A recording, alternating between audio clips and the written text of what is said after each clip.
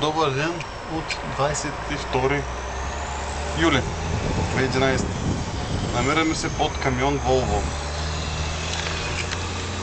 Там да се вижда как се гърми.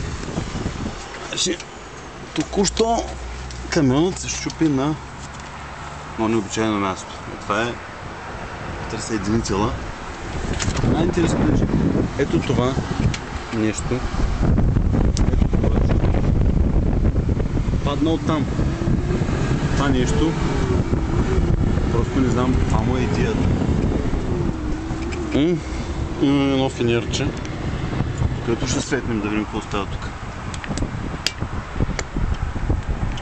Да видим дали имаме изобщо феродо. Феродо няма. И всичко е умаслено, да се вижда. Тук малко съм се изцапал. Ей тук ударя, как съм се ударял. Просто не е истина.